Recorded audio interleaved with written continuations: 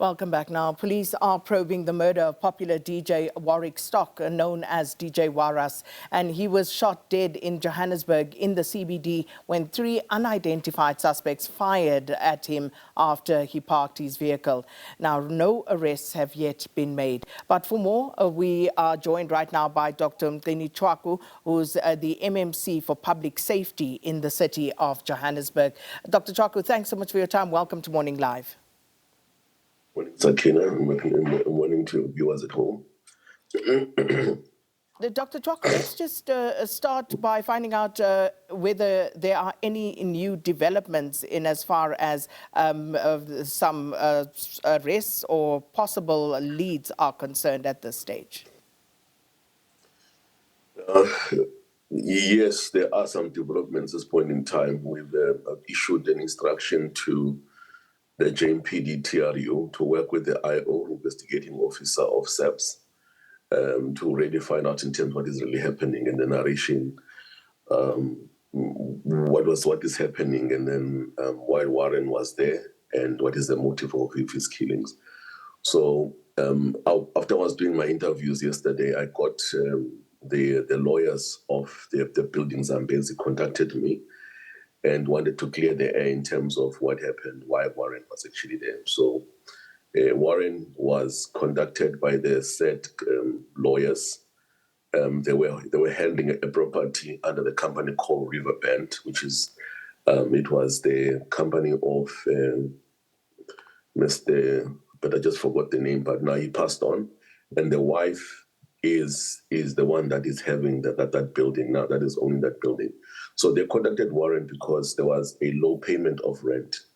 That Zambezi building's got 250 people.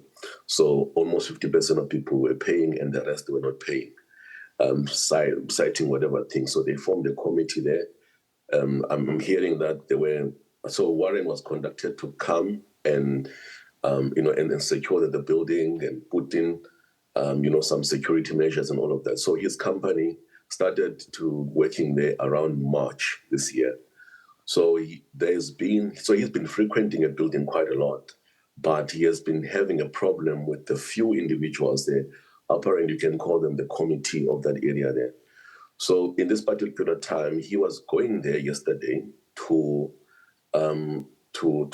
another security company that was going to put some biometrics in that building. Funny enough, the lawyer says that he's always his right-hand man, that is always with every single time filling the building. The guy is called Innocent. So if Innocent is here, he's listening to me, I'm looking for him to really understand what really actually happened at that point in time. So yesterday, funny enough, he was not with him. And then he just went to show that company that was going to put some biometrics. They went there to have a look at it, and that's when now he was ambushed by the individuals. So I've learned to believe, I've got names with me, 5 of them. He opened a protection order against these individuals that are staying in that building in Zambezi because he was actually receiving threats from those individuals. So today, the TRU is going to be questioning those individuals, and we're also looking for Innocent just to give us this more information in terms of what has been happening. He can actually give us who were the people that were problematic, that were threatening Warras. So we see that Sakina as being a hit. It was a targeted hit. It has been long coming because he's been getting threats from these individuals that were staying, that we believe that were staying in that building. And just as far as leads go in terms of identifying those who were responsible for the killing, we do understand that there are some leads in that regard. If you could just confirm for us, Dr. Tshwaku, and as far as you can, just take us into your confidence in terms of what leads are being followed up on. Yes, the killers of Dr. Warras, they were spotted on the CCTV. So the investigating officers and the tracing unit with SABC and JMPD, they're looking on that, and actually and really getting out there and looking for these individuals. On our side, we are just assisting. We're just flooding the whole area with the crime intelligence, with everyone, and also we've got the the security stakeholders that are in the city will put up the word out there. So, do they know these people? It looks like these are contracted killers. So we just put out the word out there. As there's normal formal steps in the investigative units are doing their work. On our side, we don't have investigative capacity, but we're questioning individuals, and then when we found those individuals, we contact the investigation unit of SABC. So, but we have our guys working on it. We might, if there's any developments by today, because some of the individuals that we ask, key security individuals who are guarding the city, they've been on the ground as well. This information, that's what I got from actually them. We're asking about who are the normal people who are conducted, the contact killers, because we believe that in the CBD, you've got these two sort of gangs that are, you can call them the hijacking property kingpins. So Warren was seen as an individual that was going to disturb sort of an income. So when that happens, they actually issue a contract killing on a person. I know that SABC, they've been tracing those individuals and what is happening there. Dr. Tshwaku, if the city of Johannesburg has identified, as you say, these two groups with kingpins that are responsible for these building hijackings, what has the city done to deal with that problem decisively? Because Warren surely is not the first, and unless this is dealt with, he won't be the last person to be killed. Look, the city of Johannesburg is always working with the SABC. We've got a building strategy that we are having, and we've got a committee sitting with the core. Ours is to ensure that we provide alternative accommodation for the individuals who are there. So we work with the Department of the Human Settlement, but the investigative part, I think that you can maybe trace that with the Hawks and also with the tracing team of SABC. Because remember, that kind of a mandate is with actually them, but we do assist with the information. We send it to SABC and all of that. So this is Warren probably is the third individual that in the span of 3 years has been now killed. There's a guy called Jonathan, used to operate around Braamfontein, and then there was another Italian Jonathan was beginning of last year. Then late last year was another guy called he was an Italian property sort of holder as well. So it was using security companies to collect rent. So there was that competition between himself and the other people who have interest in this building. So he was shot, and then now is our guy here with DJ Warras. But I know that there is a joint committee with SABC and that has been working on this.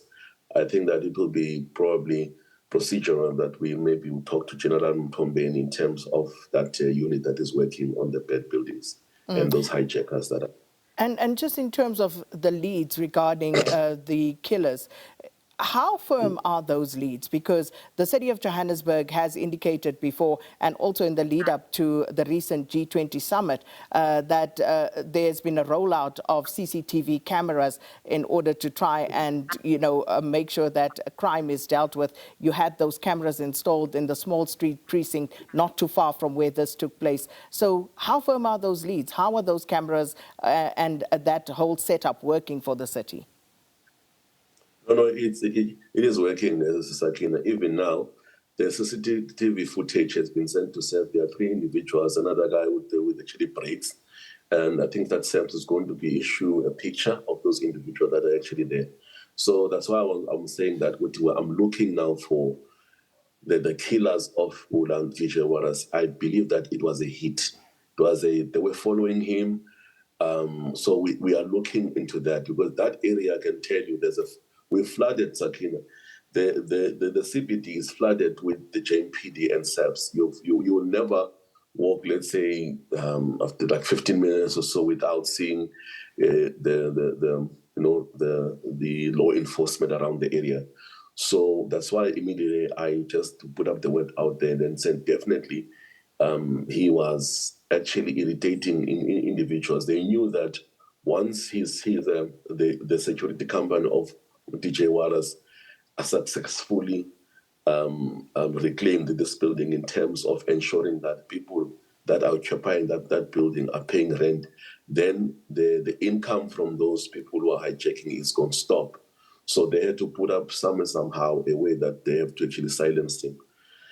And I know that it's the same story of having also this organization. Apparently, they've approached also. He wanted to evict them and to take them out, but they've approached Syria as well. That's what I'm meant to really believe, but I'm going to confirm that. So Sakina, this was a hit. We believe that it was wrong place, wrong time. Someone knew that he was coming and he was alone. And then these three guys approached the vehicle. He had a gun on him as well, but he didn't have a chance to really use it. So I believe that 100% that he was being followed. It was being, so that's why we have the person in mind, the innocent. I want to check in terms of where was he at this point in time, because it believed that he was the last person he actually spoke to. And also want to ask him in terms of who has been in intimidating DJ Warras, so that we can pressure those individuals, and hopefully we'll get a person who contracted for his killing. Well, Dr. Tshwaku, thanks so much for speaking to us, Dr. Mgcini Tshwaku, the MMC for Public Safety in the city of Johannesburg, with the latest details there regarding the investigation into the death of DJ Warras.